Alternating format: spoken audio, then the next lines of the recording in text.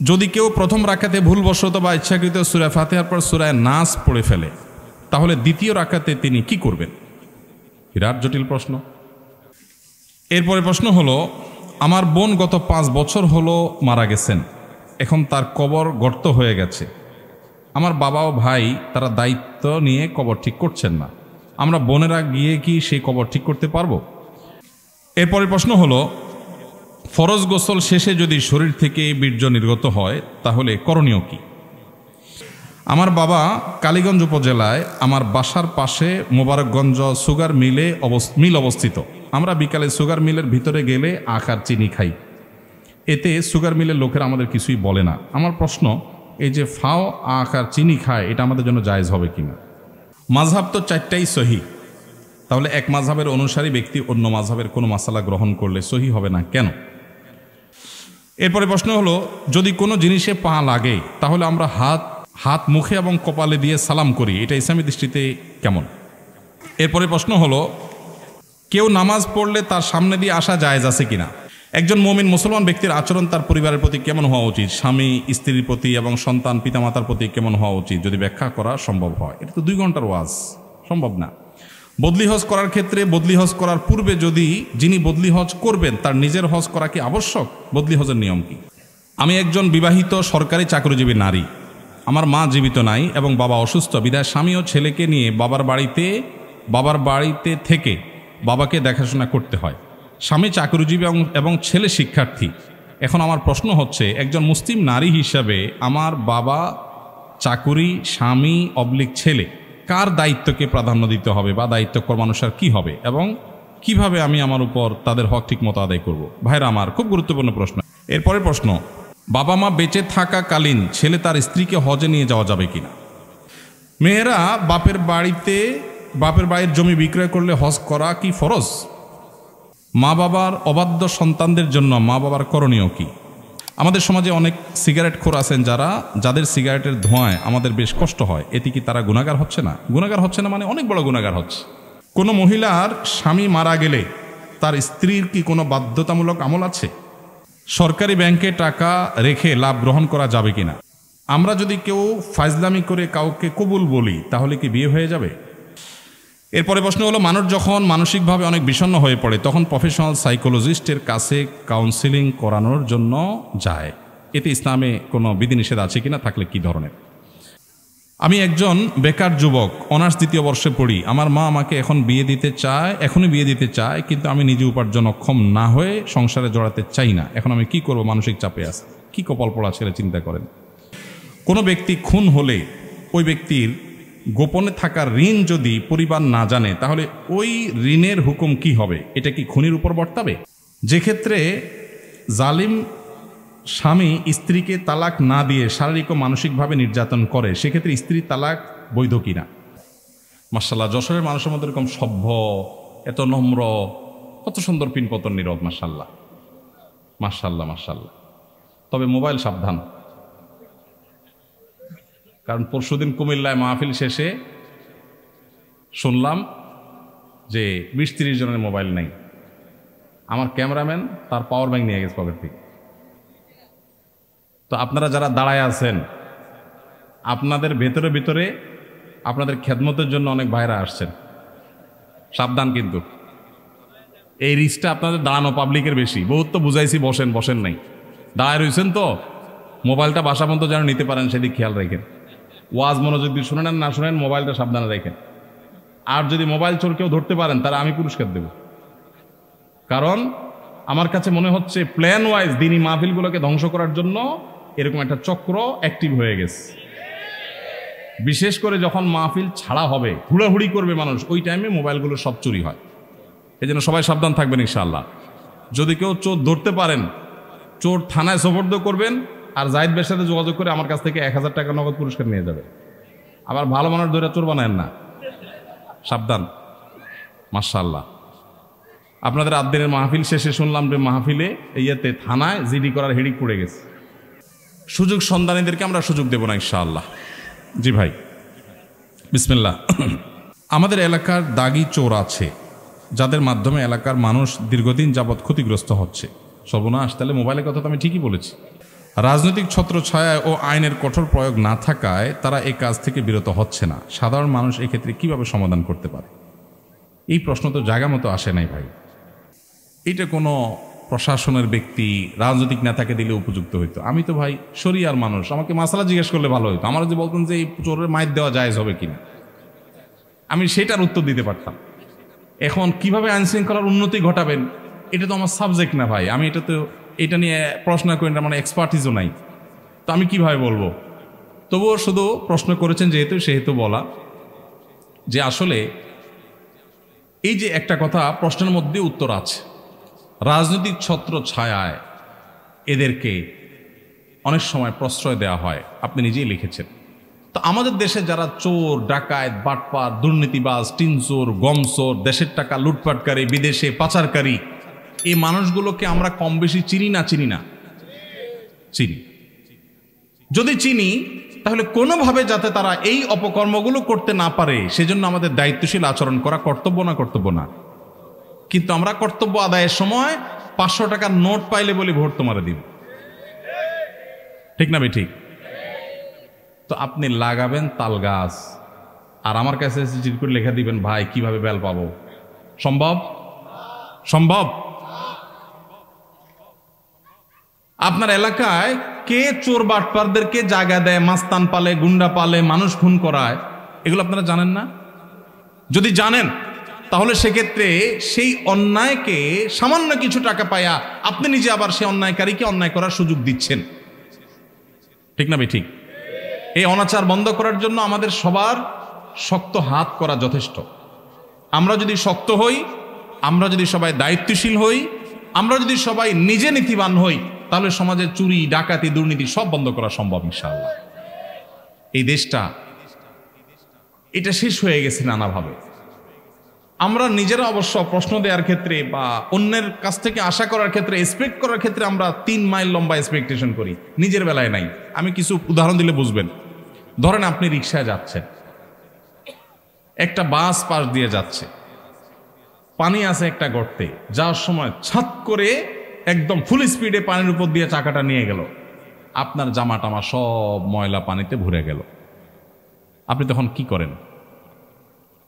বলেন যে আল্লাহর বান্দা ভুলে করে ফেলছে, থাক, এটা বলেন?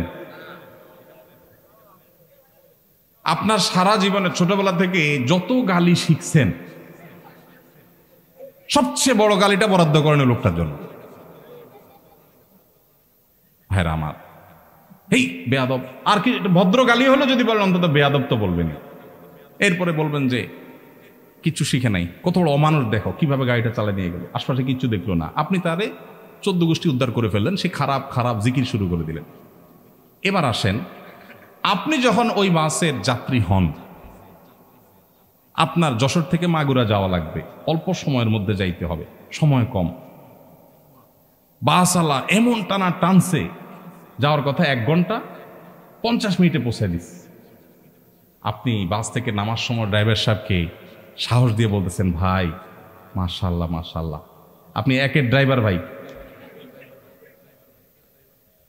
তাহলে বোঝা গেল আপনি নিজে যখন ফাঁসেন তখন ড্রাইভারের 14 গোষ্ঠী উদ্ধার করেন, আবার আপনি যখন বাসে উঠেন তখন ড্রাইভার যত যত জোরে চালায় বলেন যে বাবা মাশাআল্লাহ, এই লোকের 14 গোষ্ঠী বোধহয় কখনো বিমান চালাইছে।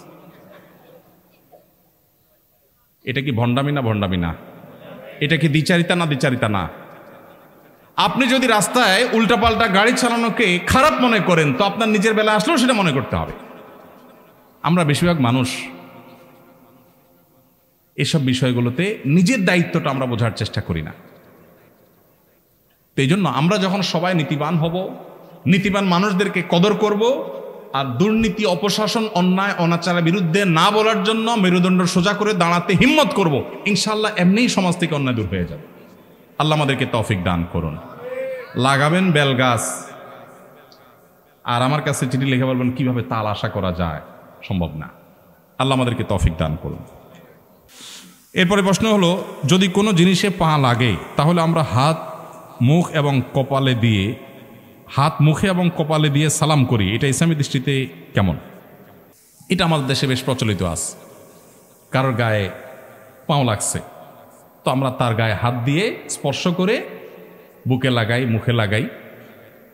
এরকম কোনো সম্মানিত কোনো বস্তু মনে হলো বইয়ের মধ্যে পা লাগছে, আমরা এই কাজ করি। এটা সঠিক কিনা? উত্তর হলো যে কোনো ব্যক্তি তার গায়ে পাও লাগাটা আমাদের সমাজে একটা দোষণীয় ব্যাপার। এটাকে মানুষ অসম্মানের মনে করে। এখন এ ভাই আছেন, মুরব্বী আছেন, উনি আছেন, এক মুসলমান অন্য মুসলমানকে সম্মান করবে না অসম্মান করবে? সম্মান করবে। এখন পাও দিয়ে টাচ করলে সেটা যদি অসম্মান হয়, আমাদের সমাজে সম্মান অসম্মানের ভাষাটা কিন্তু আবার ভ্যারি করে সমাজের উপরে। সব সমাজে সব আচরণ সম্মানের না, সব আচরণ অসম্মানের না। যেমন আমি একটু উদাহরণ দিলে বুঝে আসবে আপনাদের। আমি সৌদি আরবে ছিলাম, বিভিন্ন দেশে মানুষের সাথে মিশেছি সেই সুবাদে। তো ইন্ডিয়ান মানুষদের মধ্যে, ইন্ডিয়ান কিছু কেরালা, তামিল, ওই সমস্ত এলাকা মানুষদের মধ্যে একটা কালচার বেশি আছে। ইন্ডিয়ার অন্যান্য অঞ্চলেও আছে, কিন্তু ওরা বেশি করে। আপনি কোনো কিছু জিজ্ঞেস করেছেন বা সে হাঁ সুলক, সায় সুলক মাথা নাড়াবে। তো আমরা বাংলাদেশে মানুষ সাধারণত হাঁ বললে ভাই মাথা নাড়ায়, তাই না? তারা হাঁ বলে মাথা নাড়া মানে দেখাবে কিভাবে? হাঁ, এটা বোঝাবে কিভাবে? হ্যাঁ ভাই, হ্যাঁ হ্যাঁ, এমনভাবে মাথা নাড়াবে। আপনি যদি আগে কখনো না দেখেন, বলবেন ব্যাপার কি? হ্যাঁ, এটা কি না কি না? আসলে সে কিন্তু হ্যাঁ বলছে। তো এই যে মানুষের ভাষা, এটা অঞ্চলভেদে পরিবর্তন হয়। একই ভাষা এক জায়গায় একটা মিন করে, আরেক জায়গায় আরেকটা মিন করে। আমি ফিলিপিনোদেরকে দেখেছি সৌদি আরবে, তাদের সাথে কাজ করেছি। আমার অফিস সহকর্মীও ছিলেন ফিলিপিনি ওলামা একরাম, দায়ীরা ছিলেন দাওয়া অফিসে সৌদি আরবে। তো ফিলিপিনিরা, তাদেরকে যদি আপনি জিজ্ঞেস করেন ভাত খাইছো কিনা, তারা জবাব দিবে কি আপনি জানেন? মুখে জবাব দেখান না দেখ, আচরণ। যেমন আমরা মাথা নাড়ে যদি জবাব দিই, তাহলে আমরা কি বলবো? হ্যাঁ খাইছি, এই টাইপের কিছু একটা বলবো, তাই না? মুখে না বললে মাথা নাড়লে। আর ওরা কি করে? চোখের উপর দিকে উঠায়, যেমন এই যে এরকম বলে। এখন আমাদের যদি কাউকে জিজ্ঞেস করা হয় ভাই ভাত খাইছো, আর ও যদি এরকম চোখ ঘোরায়, মায়ের খাওয়ার উপক্রম হবে না? জিজ্ঞেস করলাম তুমি ভাত খাইছো কিনা, ভালো কথা বললাম, তুমি তো চোখ বড় বড় করতেছো। তাহলে যেই জিনিসটা তাদের কাছে হাঁ সূচক, সেটাই আমাদের কাছে আয়েব সূচক। এই জন্যই বলা হয় এক এলাকার গালি আরেক এলাকার। এই জন্য শরিয়ার নির্দেশ অনুযায়ী মানুষকে সম্মান করতে লাগাটা আমাদের এলাকাতে এটা আয়েবের, অসম্মানের। কাউকে অসম্মান করতে হলে পাও দিয়া তাকে টাচ করা হয়। আরবের মানুষের কাছে এটা কিন্তু আয়েবের না। বিভিন্ন হাদিস পাওয়া যায় যে নবী করিম সাল্লাল্লাহু আলাইহি সাল্লাম কেউ শুয়ে আছেন, ডাকবেন, তো পাও দিয়া ডাকছেন। এখনো আরবদের মধ্যে একটা ট্র্যাডিশন আছে, দেখবেন পাও দিয়া ডাকা হয়। কেউ হারাম শরীফে যদি যেয়ে থাকেন মক্কা মদিনায়, দেখবেন চিত হয়ে শুয়েছেন মসজিদে, হয়তো আরেকজন এসে আপনারা ডাকবে। তো আমার দেশে তো সুন্দর করে হাত ধরে বলবে ভাই উঠেন। আর ওদের হলো নিয়ম হলো পাও দিয়ে আপনারা গুতা শুরু করবে। আপনি যেন কত বড় বেয়াদব, হারাম শরীফে মানুষকে লাথি মারতেছে, কিন্তু এটা তাদের কালচার। তো আমাদের সমাজে যেহেতু এটা দোষণীয় এবং অসম্মানের, সম্মান করতে হবে, সম্মান প্রকাশের ভাষা এক এক এলাকায় এক একভাবে হয়। সো পাও যদি লেগে, তাহলে পাও লাগার কারণে তিনি অসম্মানিত বোধ করতে পারেন। আমি তাকে হাত দিয়ে বোঝানোর চেষ্টা করি, আমি কিন্তু ইচ্ছাকৃত আপনাকে পাও দেই নাই, এটা ভুলে লেগে গেছে, জাস্ট এটা একটা ইঙ্গিতের ভাষা। অতএব এভাবে যদি তাকে হাত স্পর্শ করে বোঝানো হয় যে আপনি আমার বুকের আছেন, আমি আপনাকে ইচ্ছাকৃত লাথি মারি নাই বা পাও লাগাই নাই, তো এটা নাজায়েজ কিছু না। এটা নিয়ে অনেকে অনেক বড় করে ফেলেন, আরে না এটা তো শরীয়তে নাই, এভাবে বুকে হাত দিবেন কেন, মাথায় হাত দিবেন কেন। এটা মূলত একটা আচরণগত ইঙ্গিতের ভাষা। অতএব এভাবে যদি কেউ জানান দেন অসুবিধা নাই, কিন্তু এটাকে শরীয়ত মনে করবেন না, কোরআন হাদিস মনে করবেন। এটা জাস্ট আচরণের ভাষা। ওই যে চোখ উল্টায় জবাব দেয়, মাথা নাড়ায় জবাব দেয়, ওইটা ওই টাইপের একটা কাজ। বিধায় এটা করতে হবে এরকম কোনো জরুরি না। আপনি যে কোনো ভাবে যদি তাকে বুঝান যে ভাই সরি, মুখেও যদি বলেন ভাই সরি লেগে গেছে, আমি ইচ্ছাকৃত পাও দেইনি, বাস দ্যাটস এনাফ, যথেষ্ট। বোঝাতে পারছি? এরপরে প্রশ্ন হলো, আমার স্বামী অনেক মোবাইলে গেম খেলে, তাকে এই বিষয়ে না বললে শুনে না, অশান্তি করে অনেক, আপনি নসিহত করেন। ছোট বাচ্চার সামনে অনেক বাজে আচরণ করে। আসামি সম্ভবত আছে এখানে, না হলে তো এটা বলার কথা নাই, বোন হয়তো ধরে আনছে। আল্লাহ তাআলা আসামিকে হেদায়েত দান করুন। শুনেন ভাই, মোবাইল টিপাটিপি করে আসক্তির লেভেল পর্যন্ত চলে যাওয়া, এটা এখন একটা মহামারীর আকার ধারণ করেছে। শত শত সংসার শেষ হয়ে যাচ্ছে। ভাইরা আমার, আপনাদের সবাইকে আমি বিনীতভাবে অনুরোধ করি, বাসা বাড়িতে যখন ঢুকবেন আল্লাহর ওয়াস্তে মোবাইল টিপাটিপি বন্ধ করবেন। গেমস তো অনেক পরের কথা। আপনি যদি বাসা বাড়িতে যে স্ত্রী এবং সন্তানদের হক আদায় না করে ভূতের মতো ইউটিউব, ফেসবুক আর গেমস ইত্যাদিতে ডুবে থাকেন, তাহলে আপনি গুনাহগার হিসেবে আল্লাহর কাছে উঠবেন কিয়ামতের ময়দানে। অনেক নামাজি মানুষ আছে, লম্বা দাড়ি আছে, সব ঠিক আছে, হক হালাল অনুযায়ী চলেন, হালাল মেনটেন করে চলেন, কিন্তু মোবাইলের টিপাটিপির কারণে তিনি অতিরিক্ত আসক্তি, এডিকশনের কারণে তিনি তার পরিবারের হক আদায় করতে পারছেন না। আছে না নাই? বাচ্চাগুলোর অবস্থা বড় করুন, এটার নিয়ন্ত্রণ করা জরুরি। ভেতর থেকে একজন বলছে মহিলারাও মোবাইল টিপে, সঠিক বলেছেন, আপনার সাথে আমি একমত। অনেক মহিলারাও এ রোগের রোগী, যে দেখা যায় স্বামী বেচারা সাইড পায় না। কেন? কারণ সে বান্ধবীদের হোয়াটসঅ্যাপ গ্রুপে এখন অ্যাক্টিভ আছে। সে এখন কোনো রান্না বাড়ার ভিডিও দেখতেছে, সাজগোজের ভিডিও ইউটিউবে দেখতেছে, এত এঙ্গেজ যে স্বামীকে সময় দেওয়ার সুযোগ নেই, সন্তানকে সময় দেওয়ার সুযোগ, মোবাইল টিপতে টিপতে বাচ্চাদের মুখে খাবার দিচ্ছে। পুরুষরা হোক মহিলারা হোক, যেই করুক না কেন, এটা খুবই জঘন্য একটা কাজ। বেশিরভাগ লোক বাসায় ঢুকতে ঢুকতে মোবাইল টিপতে টিপতে ঢুকে, আবার বাইরে আসা মোবাইল টিপতে টিপতে বাইর হয়। এটা কোনো জীবন না ভাই। আমি বেশ কিছুদিন অফিস থেকে আসার পর গাড়িতে মোবাইলটা রেখে গ্যারেজে, তারপরে গায়ে লক করে তারপর বাসায় যাইতাম। বাসায় মোবাইল নিতামই না। অবশ্য পরে এটা ধরে রাখতে পারি নাই, কিন্তু চেষ্টা করি এখনো পর্যন্ত যে সব ঝামেলা শেষ করে, প্রয়োজনে বাসা ঢুকার আগে কাজ ঝামেলা শেষ করে, এরপর মোবাইল চার্জে বা অন্য কোথাও দিয়া ফ্যামিলিকে যতটুকু সময় দেওয়া যায়। আমি এর আগে বিভিন্ন সময় বলেছি, এই শীতের মৌসুমে আমি দিনে কমপক্ষে 1 ঘন্টা ছেলেদের সাথে ব্যাডমিন্টন খেলার চেষ্টা করি, আলহামদুলিল্লাহ, কমপক্ষে 1 ঘন্টা। আমার একটা ক্ষেত আছে ঢাকায়, 18-19 আইটেমের সবজি করি আমরা, নিজের হাতে আমরা এই ক্ষেত কোপাই বাচ্চাদের সাথে নিয়ে। বেশিরভাগ বাবা মা তারা মোবাইলে আসক্ত, স্ত্রীকে সন্তানকে সময় দিতে পারেন না। আবার এসে আমাদের কাছে কাগজ লিখে দেন, ভাই সন্তানটা অমানুষ হয়ে যাচ্ছে, দোয়া শিখাই দেন। দোয়ার কাজ না তো, দাওয়াইয়ের কাজ। দোয়া তো করবেনই, কিন্তু দাওয়াই আপনাকে আগে দিতে হবে। এই জন্য মোবাইলের এই অপ্রয়োজনীয় টিপাটিপি বন্ধ করবেন তো ইনশাআল্লাহ। আর যারা মোবাইলে গেমস খেলতে গিয়ে পরিবারের হক নষ্ট করছেন, তারা ডাবল গুনাহ করছেন। গেমস খেলে এক গুনাহ করছেন সময় নষ্ট করে, আর স্ত্রীর হক নষ্ট করে আরেক গুনাহ করছেন। ভাইরা আমার, এটা নেশার মতো হয়ে গেছে, জঘন্য ব্যাপার হয়ে গেছে। ফেসবুক ইউটিউব ছাড়া জীবন চলে না। না, বাংলাদেশের একজন বড় ডাক্তার, যিনি স্বাধীনতা পদক পেয়েছেন কিডনির, কি নাম জানো, কামরুল ইসলাম সাহেব, ঢাকা মেডিকেল কলেজের সিরাজ সেমিনারে আমার সাথে উনিও আলোচক হিসাবে ছিলেন, ওনার সাথে আমি ছিলাম। তো আমি দেখলাম যে উনি বলছেন ঢাকা মেডিকেল কলেজের স্টুডেন্টদেরকে যে বাবারা, বাংলাদেশের যত কিডনি স্থাপিত হয়েছে তার অর্ধেকের বেশি তিনি একা করেছেন এবং ফ্রি। ভাঙাচোরা গাড়িতে চলেন, ওই টাকা দিয়া ডায়ালিসিস মেশিন কেনেন মানুষের জন্য। সেই জন্য স্বাধীনতা পদক পেয়েছেন, অনেক অবদান তার মানুষের জন্য, দিনদার মানুষ। তো তিনি বললেন, দেখলাম ছেলেদেরকে যে বাবারা, আমি একটা বাটন ফোন ব্যবহার করি, আমার কোনো স্মার্টফোন নাই। তোমাদের কি মনে হয় তোমাদের চাইতে সায়েন্সে, টেকনোলজিতে, তথ্য প্রযুক্তিতে আমি পিছিয়ে আছি? ছাত্ররা বলল না। তিনি বললেন যে আমাদের এই 1 হাত লম্বা মোবাইল, আধা হাত লম্বা মোবাইল লাগে, স্মার্টফোন লাগে কেন? আমাদের তথ্য উপাত্ত জানার জন্য। এটা বেশিরভাগ ক্ষেত্রে শয়তানের নেক্সুরতের ধোঁকা। প্রয়োজন হলে আপনি রাখেন, কিন্তু সেটা নিয়ন্ত্রণ করা আপনাকে শিখতে হবে। আপনি যদি সাপ ধরে যদি সাপের বিষ দিয়ে ঔষধ বানাতে হয়, তাহলে সাপ নিয়ন্ত্রণ করা আপনাকে শিখতে হবে। উল্টা যদি সাপের ছোবলে আপনি মারা যান, তাহলে আপনার জন্য এই কাজ করা জায়েজ নাই। মোবাইল যদি আপনার নিয়ন্ত্রণের বাইরে চলে যায়, এই মোবাইল চালানো আপনার জন্য জায়েজ নাই। অনেক ভাইরা আছেন নামাজি কালামে, দিনদার, দাড়িওয়ালা, সব ঠিক আছে, প্র্যাকটিসিং মানুষ মাশাআল্লাহ, শুধু মোবাইল ফোন তার জাহান্নামে যাওয়ার কারণ হয়ে যাবে। এই জন্য ভাইটা নিয়ন্ত্রণ করি, চেষ্টা করবো তো ইনশাআল্লাহ। যাদের ফ্যামিলি আছে, ফ্যামিলিকে সময় দেন। ভাইরে, মোবাইল টিপার একটা মজা আছে, আমিও বুঝি, কিন্তু ফ্যামিলির সাথে টাইম পাস করা একটা মজা আছে, এটা আমরা বেশি বুঝি না। আল্লাহ আমাদেরকে তৌফিক দান করুন। এরপরে প্রশ্ন হলো, যদি কেউ প্রথম রাকাতে ভুলবশত বা ইচ্ছাকৃত সূরা ফাতিহার পর সূরা নাস পড়ে ফেলে, তাহলে দ্বিতীয় রাকাতে তিনি কি করবেন? বিরাট জটিল প্রশ্ন।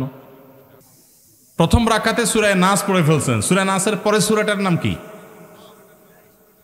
পরে কোনো সূরা আছে আর নাই? তো শেষ রাকাতে, প্রথম রাকাতেই যদি কুল আউযু বিরাব্বিন নাস পড়েন, তাহলে দ্বিতীয় রাকাতে পরে আর সূরা নাই, দ্বিতীয় নামাজে কোন দিক যাবে? সূরার ধারাবাহিকতা রক্ষা করা সুন্নাহ। নামাজের মধ্যে সূরার ধারাবাহিকতা রক্ষা করতে হয়। আপনি আগে ফালাক পড়লে পরে নাস পড়বেন। এখন নাসে যদি আগে পড়ে ফেলেন, তো পরে তো আর কিচ্ছু নাই, কি করবেন? এর উত্তর হলো, দ্বিতীয় রাকাতে আবারও সূরা নাস পড়বেন, এবং এর কারণে আপনার কোনো গুনাহ হবে না, যেহেতু আপনার অনিচ্ছাকৃত হয়ে গেছে। কিন্তু ইচ্ছাকৃতভাবে যদি এই কাজ করেন, তাহলে মাকরুহ হবে। তাও নামাজ হয়ে যাবে, নামাজটা ত্রুটিপূর্ণ হবে, নামাজটা একটা ত্রুটিযুক্ত হয়ে গেল, মাকরুহ হয়ে গেল। অতএব যদি কেউ প্রথম রাকাতে কোনো কারণে সূরা নাস পড়ে ফেলেন, দ্বিতীয় রাকাতে আবার তিনি সূরা নাস পড়বেন। যদি সূরা নাস না পড়ে এদিককার কোনো সূরা পড়েন, সূরা ফালাক বা অন্য কোনোটা, তাতেও নামাজ হয়ে যাবে। নামাজ হবার ব্যাপারটা সেরকম না, কিন্তু ধারাবাহিকতা মেনটেন করে নামাজ পড়াটা উচিত এবং কর্তব্য, সুন্নাহ, সেটা লক্ষ্য করে করতে হবে। ইচ্ছার বাইরে হয়ে গেছে, অজান্তে হয়ে গেছে, সেটা ভিন্ন বিষয়। এরপরে প্রশ্ন হলো, কেউ নামাজ পড়লে তার সামনে দিয়ে আসা জায়েজ আছে কিনা? কেউ নামাজ পড়ছে, তার সামনে ক্রস করা জায়েজ নাই, কিন্তু সামনে বসা আছেন বরাবর, আস্তে করে ডানে বা বামে নেমে গেলেন, এটা জায়েজ আছে। দুইটা কিন্তু দুই জিনিস। অনেকে পিছনে করে নামাজ পড়তেছে, বেচারা একটু লম্বা কেরাতে পড়তেছে, সুন্দর করে নামাজ পড়তেছে, বারবার পিছনের দিকে তাকায়, চোখ বড় বড় করে, পারলে কই মাছের মাথা চাবায়। কই মাছের মাথা চাবানো বুঝছেন, মানে এরকম করতেছে, মাসালা জানে না। আপনি যদি কোনো নামাজির সামনে বরাবর বসে থাকেন, তাহলে ডানে বা বামে আপনি সরে যেতে পারেন, এটাকে বলা হয় নুজুল, সরে যাওয়া, এটা জায়েজ আছে। মুরুর হলো না জায়েজ। মান মাররা বাইনা ইয়াদাইল মুসাল্লি, হাদিসের ভাষ্য। মুরুর মানে হলো ক্রস, অতিক্রম, এক পাশ থেকে আরেক পাশে যাওয়া, এটা না জায়েজ। সামনে বসে আছেন, সরে গেছেন, এটা না জায়েজ না। সুউদ, মুরুর, সুউদ এবং নুজুল এই দুইটা জায়েজ, মুরুর না জায়েজ। হাদিসে মুরুর নিষেধ করা হয়েছে, সুউদ আর নুজুল নিষেধ করা হয়নি। আপনি নামাজ পড়ছেন, সামনে জায়গা ফাঁকা, জামাত দাঁড়ায় গেছে, তো আপনি পেছন থেকে সোজা নামাজের বরাবর দাঁড়ায় গেছেন, ডানেও যান নাই বামেও যান নাই, বরাবর যা দাঁড়ায় গেছেন, এটা জায়েজ আছে। আবার বরাবর সামনে আছেন, সরে গেছেন, এটাও জায়েজ আছে। না জায়েজ কোনটা?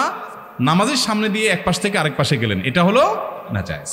অতএব যত দেরি হোক, যত কষ্ট হোক, সবর করবেন এবং ক্রস করবেন না। আর যিনি নামাজে দাঁড়াবেন, তারও দায়িত্ব হলো যে মানুষের চলাচলে ব্যাঘাত হয় এরকম কোনো জায়গায় নামাজের নিয়ত করবেন না। এখন জামাতে নামাজ এক দুই রাকাত ছুটে গেছে, বেচারা সেগুলো আদায় করতেছে, তার তো কিছু করার নাই। এক্ষেত্রে সামনে মুসল্লিরা হাঁটাহাঁটি করবে না। অনেক সময় দেখা যায় নামাজিরা এক দুই রাকাত মিস করেছেন, মাসবুক হয়েছেন, তারা নামাজ পড়ছেন, আর বাকিরা উঠে হাঁটাহাঁটি শুরু করছে নামাজের সামনে দিয়ে। নবী সাল্লাল্লাহু আলাইহি ওয়াসাল্লাম বলেছেন, নামাজি ব্যক্তির সামনে ক্রস করা, হাঁটাহাঁটি করা, এটা কত বড় অপরাধ, এর শাস্তি কত জঘন্য হবে, এটা যদি মানুষ জানতো, 40 পর্যন্ত মানুষ অপেক্ষা করতো। 40 বলতে 40 দিন না বছর, সেটা নবী সাল্লাল্লাহু আলাইহি ওয়াসাল্লাম বলেন নাই। তাহলে বোঝা গেল যে ক্রস করা, অতিক্রম করা জায়েজ নাই। যত সময় লাগুক প্রয়োজন অপেক্ষা করতে হবে, সবর করতে হবে। এরপরে প্রশ্ন হলো, আমার বোন গত 5 বছর হলো মারা গেছেন, এখন তার কবর গর্ত হয়ে গেছে। আমার বাবা ও ভাই তারা দায়িত্ব নিয়ে কবর ঠিক করছেন না, আমরা বোনেরা গিয়ে কি সেই কবর ঠিক করতে পারবো? প্রথম কথা হলো, এই দায়িত্ব বাবার এবং ভাইদের, মেয়েদের না। তারা যদি অবহেলা করে, তাহলে আপনারা বোনরা যারা এটা নিয়ে কনসার্ন, আপনারা আগ্রহী হয়ে, উদ্যোগী হয়ে লোক ঠিক করবেন যারা কবর সুন্দর করে এটাকে, যে গর্ত হয়ে গেছে ওটা পূরণ করে দিবে। মানুষকে আল্লাহ তাআলা মর্যাদা দিয়েছেন। আল্লাহ বলেছেন, ওয়ালাকাদ কাররামনা বানি আদম, আমি আদম সন্তানকে মর্যাদা দিয়েছি। এই জন্য মানুষ জীবিত অবস্থায় সম্মান করতে হয়, মারা গেলেও মানুষের লাশকে সম্মান করতে হয়। এই জন্যই তো মানুষের লাশ কাটাছেড়া করা জায়েজ নাই। ভাইরা আমার, আমাদের মেডিকেল কলেজের স্টুডেন্ট ভাইরা মানব দেহের কঙ্কাল নিয়ে তাদের অনেক গবেষণা করতে হয়, স্টাডি করতে হয়। পৃথিবীর উন্নত অনেক দেশে এখন আর মানব দেহের অরিজিনাল কঙ্কাল দিয়ে তারা গবেষণা করে না, স্টুডেন্টরা পড়ালেখা করে না। তারা তার দামি প্লাস্টিক বা অন্য কোনো জিনিস দিয়ে তৈরি করে সেটা দিয়ে তারা কাজ করেন। আমাদের দেশে এখনও এই মানবতা বিরোধী এবং মানব জাতির জন্য অসম্মানজনকভাবে এই শিক্ষাদান পাঠদান প্রক্রিয়া মেডিকেল কলেজগুলোতে আছে, এটা বন্ধ হওয়া দরকার। তো যেটা বলছিলাম, যে এইরকম পরিস্থিতি যদি হয়, তাহলে সেক্ষেত্রে ইসলাম এটাকে নাজায়েজ ঘোষণা করে। এই যে পোস্টমর্টেম করি আমরা, এর যত যৌক্তিক কারণ আপনি দেখান, পরিষ্কারভাবে হাদিসে নিষেধ। নবী সাল্লাল্লাহু আলাইহি ওয়াসাল্লাম বলেছেন, কাসরু আযমিল মাইয়িতি কাকাসরিহি হাইয়া, জীবত অবস্থায় একজন মানুষের হাড্ডি ভাঙলে যেরকম গুনাহ, এই হাদিসের ব্যাখ্যা অনেক উলামা কেরাম বলেছেন, মৃত অবস্থায় কোনো লাশের সাথে সেরকম আচরণ করলে সেরকম গুনাহ। এই জন্য এটাকেও শরীয়ত জায়েজ বলে না। যাই হোক, তো এখন এই যে কবর গর্ত হয়ে গেছে, ভেঙে যাচ্ছে, তাহলে মানব দেহ অসম্মানজনকভাবে কুকুরের মুখে যেতে পারে, অন্য প্রাণীর পেটে যেতে পারে। সেজন্য ওইটাকে সম্মানজনকভাবে আবার পুনরায় মাটি টাটি দিয়ে সুন্দর করে দাফন করা, এটা পুরো এলাকাবাসীদের উপর ফরজে কিফায়া। কেউ যদি না করে এবং লাশের অসম্মান হয়, তাহলে সবাই গুনাহগার পাবে। এখন জীবন প্রশ্ন করেছেন, আপনার বাপ ভাই করে না, তো আপনার উদ্যোগী হয়ে কোনো পুরুষকে পয়সা করে দিয়ে এটা করবেন। আপনি নারী হিসাবে কবরস্থানে গিয়ে এটা করাটা আপনার সাথে যায় না।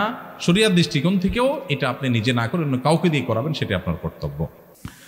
মাযহাব তো 4টাই সহি, তাহলে এক মাযহাবের অনুসারী ব্যক্তি অন্য মাযহাবের কোনো মাসালা গ্রহণ করলে সহি হবে না কেন?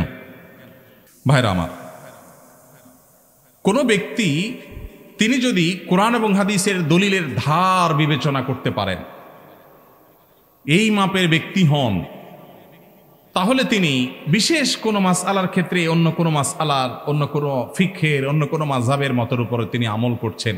অনেক ইমামরা আছেন এরকম, অনেক বড় বড় ইমামরা এরকম করেছেন।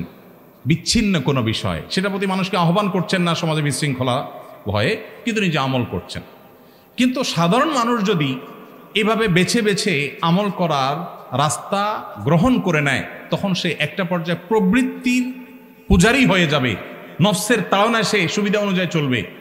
আমার কাছে যেমন অনেক সময় মানুষ মাসআলা জিজ্ঞাসা করতে আসে, যদি কেউ 3 তালাক দিয়ে আসছে, এখন 3 তালাকে কি 3 তালাক হয়েছে কিনা এই মাসআলা নিয়ে আসে, আমি বলি আপনি কি আহলে হাদিস নাকি হানাফি? আহলে হাদিস যদি হন তাহলে মাসালা আপনার একরকম, হানাফি হলে আপনার মাসালা আরেক রকম। যেহেতু 3 তালাক একসাথে দিলে 3 তালাক হবে, এটা জমহুর ইমামদের মত, হানাফি, শাফি, মালিকি, হাম্বলি, প্রায় সব ইমামদের মত। ওলামায়ে আহলে হাদিস তাদের দৃষ্টিভঙ্গি হলো অন্য আরো কোনো ইমামের মতের উপর ভিত্তি করে তারা মনে করেন যে একসাথে 3 তালাক দিলে একটা পদ্ধতি হবে, 3টা হবে না। এখন আপনি মাসালা জিজ্ঞাসা করতে গেছেন, ধরেন একজন এই মাসালা জিজ্ঞাসা করতেছেন আহলে হাদিস হুজুরের কাছে, আপনি মানুষ হলেন হানাফি, কারণ আপনি জানেন যে আহলে হাদিস হুজুর 1 তালাকের ফতোয়া দিবে, তাহলে আপনি আবার ঘর করতে পারবেন। এই চান্স নেওয়ার জন্য আপনি গেলেন, এটা হয় কি হয় না? ঠিক এর বিপরীতটাও হয়। আহলে হাদিস ফ্যামিলির ছেলে মেয়ে হাতে হাত ধরে পালায় বিয়ে করছে, মেয়ের বাবার পারমিশন নাই, খোঁজখবর নাই, চুরি করে বিয়ে করছে। এবার মাসালা জিজ্ঞেস করতে আসছে হানাফি হুজুরের কাছে, হুজুর বিয়ে হয়েছে কিনা? কারণ হানাফি মাযহাব অনুযায়ী বিয়ে হয়ে যায়, কিন্তু উলামায়ে আহলে হাদিস এর মত হলো বিয়ে হবে না। তো এইভাবে মানুষ সুবিধা অনুযায়ী মাসআলা নেওয়া শুরু করলে তখন কোরআন হাদিসের অনুসরণ হবে না, নফসের পূজা হবে। এই নফসের পূজা করলে তখন নাজাত মিলবে না, জাহান্নামে যেতে হবে। সুবিধা অনুযায়ী যদি কেউ মাসআলা এরকম বাছাই বাছাই করে আমল করে, এই রাস্তাটা খোলার বিরাট আশঙ্কা আছে। সেজন্যই মূলত উলামায়ে কেরাম নিষেধ করেন। যে ক্ষেত্রে জালিম স্বামী স্ত্রীকে তালাক না দিয়ে শারীরিক ও মানসিকভাবে নির্যাতন করে, সেক্ষেত্রে স্ত্রীর তালাক বৈধ কিনা? তালাক যদি অর্পিত তালাকের পাওয়ার নেওয়া থাকে, কাবিননামার সম্ভবত 17 নম্বর কলাম ফিল আপ করা থাকে যদি, তাহলে স্ত্রী অর্পিত তালাক নিতে পারেন। আর যদি সেটা নেওয়া নাও থাকে, আর এদিকে স্বামী জুলুম করে, তালাকের ক্ষমতা স্ত্রীর হাতে নাই, তাহলে স্বামী এই স্ত্রীকে আজীবন স্বামীর জুলুম সহ্য করতে ইসলাম বলে না, বরং তিনি আদালতে মামলা দায়ের করবেন এবং বিচারিকভাবে আদালতের মাধ্যমে বিবাহ ভঙ্গের উদ্যোগ নেবেন। আদালত যদি না থাকে, সেই সুযোগ যদি না থাকে, তাহলে এলাকার মান্যগণ্য ওলামায়ে কেরাম বসে এই বিবাহ ভাঙার উদ্যোগ নেবেন। যদি স্বামীকে জুলুম থেকে কোনোভাবে নিবৃত্ত করা না যায়, স্ত্রীকে বাঁচাতে বিবাহ বিচ্ছেদের ফসকের উদ্যোগ আদালত নেবে। আদালত না থাকলে আদালতের স্থলাভিষিক্ত যেটা সেটা হবে। আমার দেশে আলহামদুলিল্লাহ আদালত থেকে এটা পারপাস সার্ভ হয়।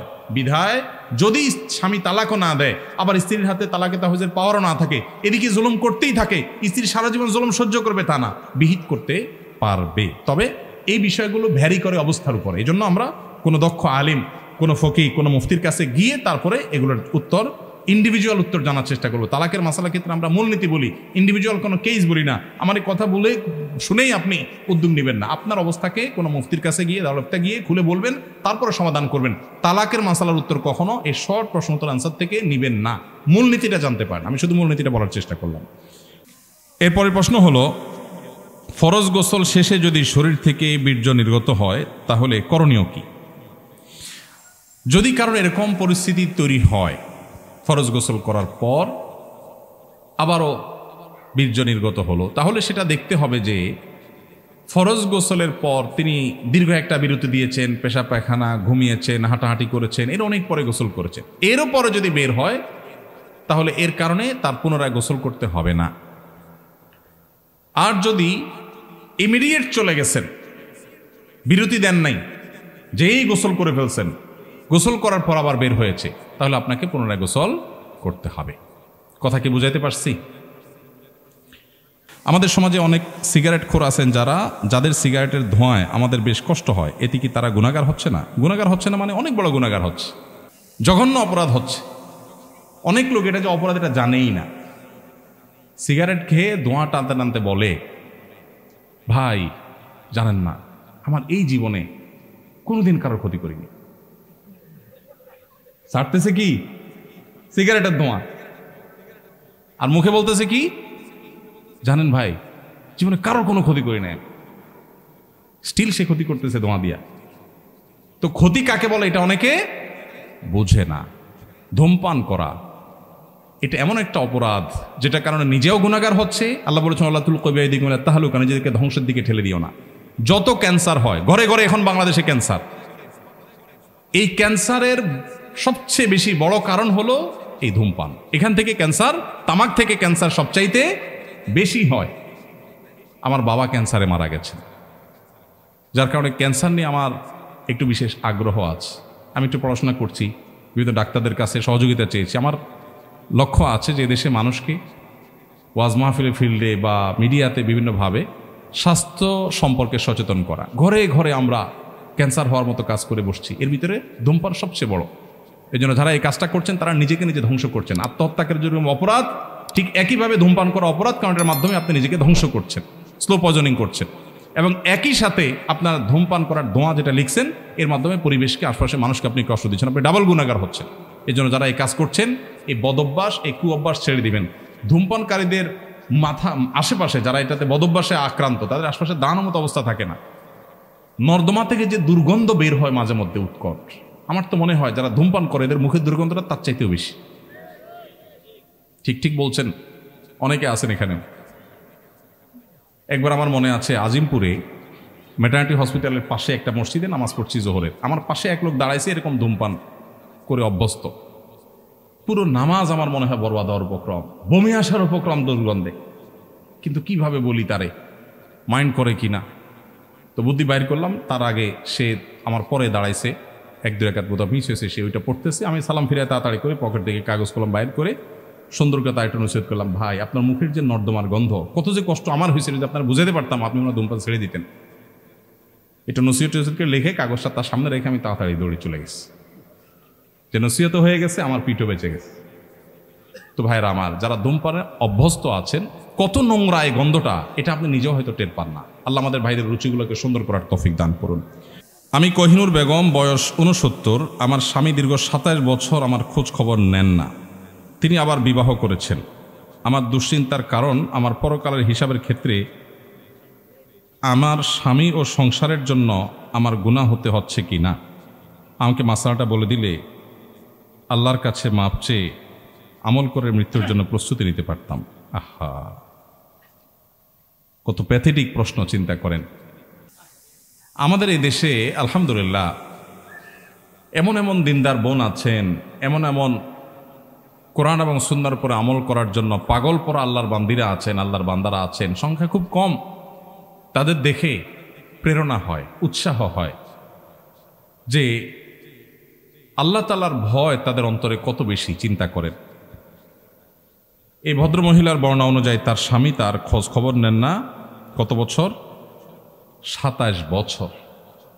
27 বছর যে স্বামী ভরণ পোষণ দেয় না, খোঁজ খবর নেয় না, জুলুম করছে, আবার আরেকটা বিয়ে করে সে সেখানে তাকে নিয়ে ব্যস্ত। এখানে তার প্রথম স্ত্রীর প্রতি সে জুলুম করছে না, করছে না? করছে। এরপরও তিনি চিন্তা করছেন যে তিনি জুলুম করছেন, তিনি আল্লাহর কাছে জবাবদিহি করবেন। আমি তো স্বামীর খেদমত করার, সেবা করার, স্বামীর হক আদায় করার সুযোগই পাচ্ছি না, কারণ তিনি কাছেই আসছেন না, যোগাযোগই করছেন না। তো আল্লাহর কাছে আমার কোনো দায় আছে কিনা? এটা কি বলে আল্লাহর ভয়? এই বোনকে আমরা আশ্বস্ত করতে চাই, যে স্বামী এরকম অমানুষ, যে স্বামী এরকম জালিম, যে স্বামী স্ত্রীর হক আদায় করে না, ওই স্বামীর আপনি কোনো খেদমত করছেন না, করার সুযোগ পাচ্ছেন না, এর জন্য আল্লাহর কাছে আপনার কোনো দায় নাই। কারণ আল্লাহ তাআলা বলেছেন কোরআনে, লা ইউকাল্লিফুল্লাহু নাফসান ইল্লা উসআহা, সাধ্যের বাইরে আল্লাহ তাআলা কাউকে কোনো কিছু চাপিয়ে দেন না। যেহেতু তিনি আসছেন না, খোঁজ খবর নিচ্ছেন না, হক আদায় করছেন না, আপনার সেখানে তার হক আদায় করার কোনো অপশনই নাই, সুযোগই নাই, অতএব আল্লাহর কাছে আপনার কোনো দায় নাই। কোনো জবাবদিহিতা নাই, আপনি আল্লাহর কাছে এর জন্য পাকড়াওর শিকার হবেন না। তবে আপনার অন্তরে আল্লাহর যে ভয় আছে, এটা আপনার অ্যাসেট, এটা আপনার মূল্যবান সম্পদ, এটা আপনাকে ধারণ করতে হবে।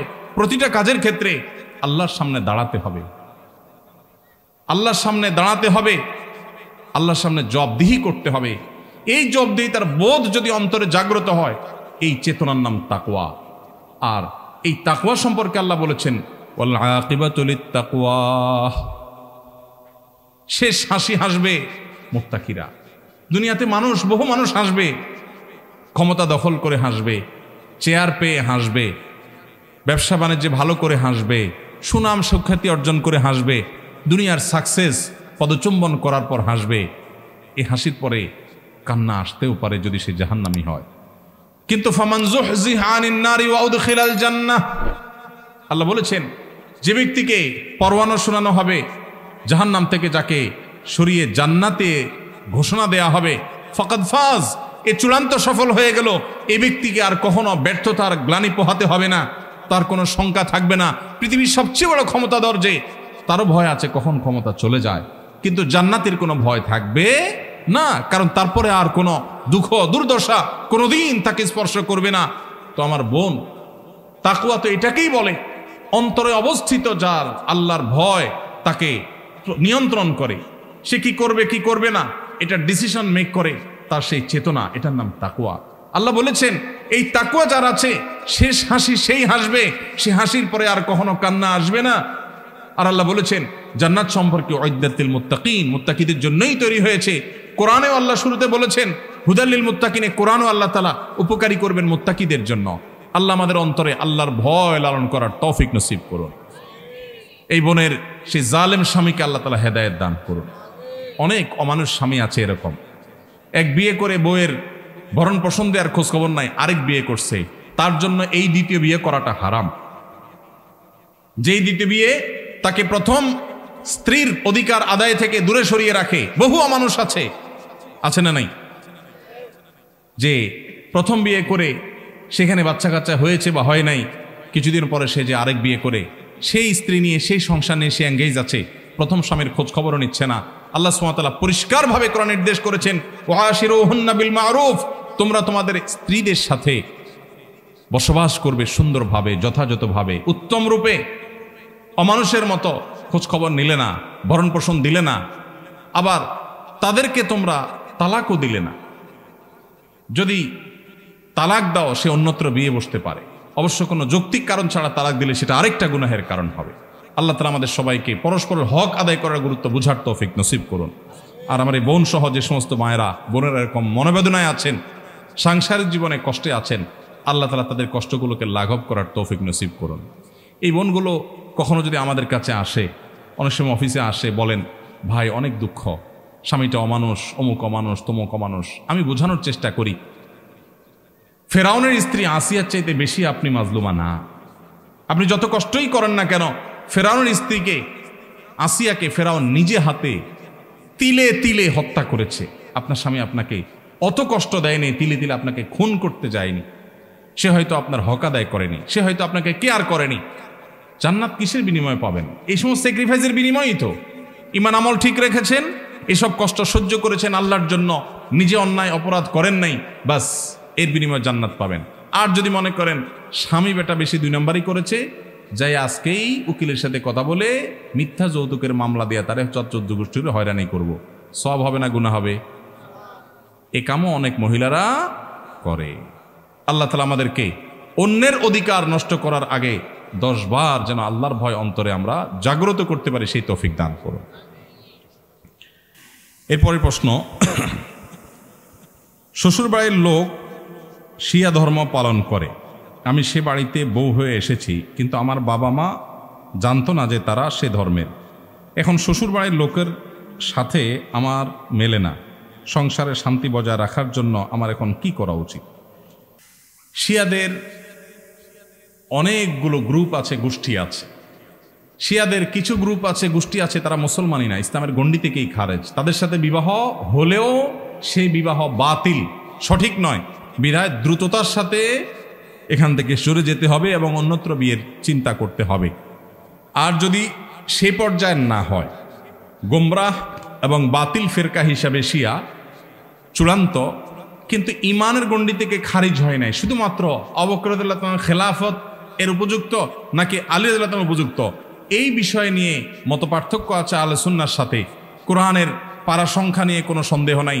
আম্মাজান আয়েশার চরিত্র সম্পর্কে কোরআন সার্টিফিকেট দিয়েছে, সেটা নিয়ে সন্দেহ নাই। কোর ইমান যাওয়ার মতো যে জায়গাগুলো, সেরকম কোনো জায়গা ঝামেলা নাই যেসব শিয়াদের। এরকম শিয়াদের সাথে বিয়ে হয় তাইলে বিয়ে বাতিল হয়েছে বলা যাবে না, কিন্তু এখানে আপনার বনিবনা হচ্ছে না, হবে না, আপনার এবং ভবিষ্যৎ প্রজন্মের ইমান আকীদা নষ্ট হবে। অতএব আপনি আপনার অভিভাবকদেরকে এখন আর লুকাবার সুযোগ নেই, তাদের সাথে আলাপ আলোচনা করে বিবাহ বিচ্ছেদের এখানে উদ্যোগ গ্রহণ করতে হবে, যদি তাদের হেদায়েতের আশা করা না যায়। আপনার প্রশ্ন থেকে বোঝা গেছে যে আপনি জুলুমে আছেন। আল্লাহ তাআলা আপনাকে উদ্ধার করুন। এরপরের প্রশ্ন হলো, ইভেন্ট ম্যানেজমেন্ট পেশা কি হালাল না হারাম? দয়া করে আমাদেরকে বুঝিয়ে বলবেন, কারণ সারা বাংলাদেশে এই ব্যবসায়ীদের সংখ্যা অনেক আছেন। বিশেষ দ্রষ্টব্য এই মঞ্চে ফুলের ডেকোরেশনটাও আমার ইভেন্টের। ইভেন্ট ম্যানেজমেন্ট মৌলিকভাবে এটা কোনো খারাপ কিছু না, মৌলিকভাবে এটা হারাম কোনো পেশা না। এটা নির্ভর করবে মূলত আপনার ইভেন্টের উপর, আপনি কোন ইভেন্টে ম্যানেজমেন্ট করছেন। আপনি একটা মাহফিলের ইভেন্ট ম্যানেজমেন্ট, এটা একটা ইভেন্ট, এটা একটা আয়োজন, এটার ম্যানেজমেন্ট করেছেন, আপনি কোনো খারাপ কাজ করেন নাই। এখানে আপনি সার্ভিস দিয়ে টাকা পয়সা নেবেন, সম্পূর্ণ হালাল, কোনো অসুবিধা নেই।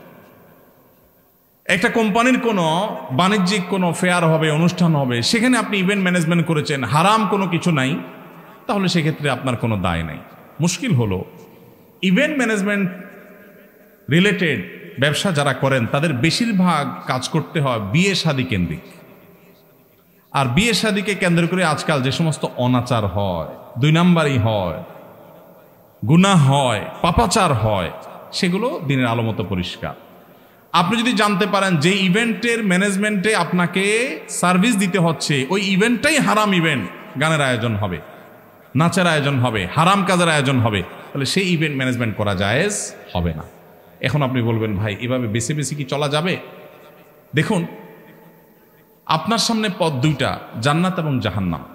আপনাকে আগে ডিসাইড করতে হবে যে আপনি কোন পথের পথিক হবেন। জান্নাতে যদি যেতে হয় দুনিয়ার বহু স্যাক্রিফাইস আপনাকে করতে হবে। আমরা মনে করি দুনিয়ার সব ঠিকঠাক রাখবো, আবার জান্নাতেও যাব, এত সহজ না। আপনি আল্লাহর কাছে যে জান্নাত চাইবেন, ফর হোয়াট, কিসের বিনিময়?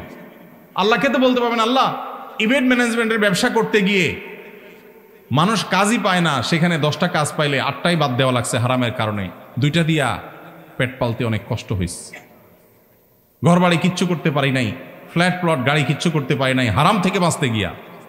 এই কথা আল্লাহকে বললে আল্লাহর কাছে আপনি জান্নাতের প্রত্যাশা করতে পারেন, কারণ আপনি স্যাক্রিফাইস করেছেন।